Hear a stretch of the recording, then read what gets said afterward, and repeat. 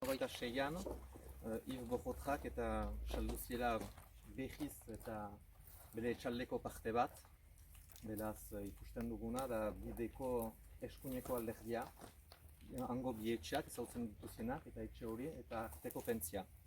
Eta saldudu hori Kajite Miseri eta 3 milioi norrendako. Eta beraz, onat gintziztez eta aste-astapenean, Elbek eta Lursainaren bidez eta galdindu preempzion partzialeko bat egitea, espratzeko, salbatzeko arteko pentze hori.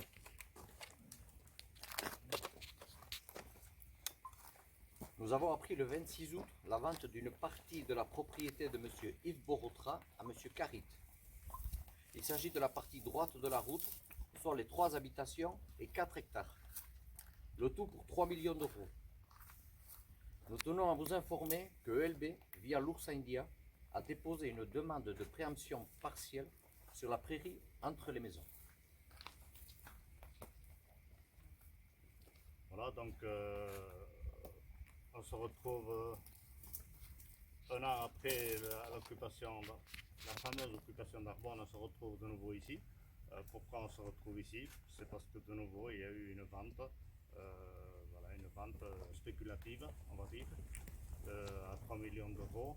La partie en bas de 12 hectares n'a pas été vendue, mais cette partie-là est vendue. Donc pourquoi nous sommes ici? Et bon, pour vous annoncer aussi une nouvelle phase de lutte et de négociations aussi va s'ouvrir. Des négociations que nous avons tenté d'avoir avec les propriétaires pendant toute une année.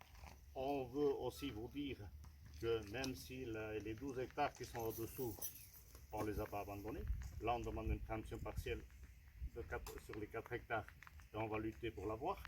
Mais on lutte aussi pour que la famille Borotra nous vende ces 12 hectares.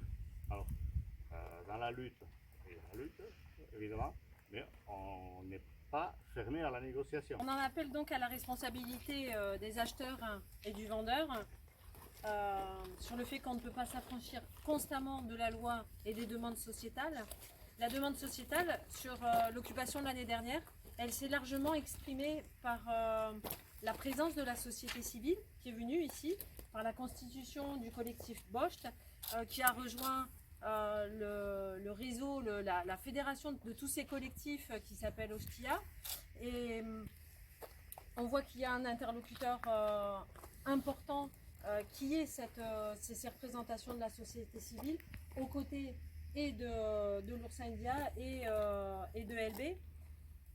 Le Pays Basque a besoin d'utiliser de la terre agricole pour nourrir la population et donc ces 4 hectares qu'il y a là doivent être rendus à l'agriculture et ne doivent pas faire l'objet de prix spéculatifs.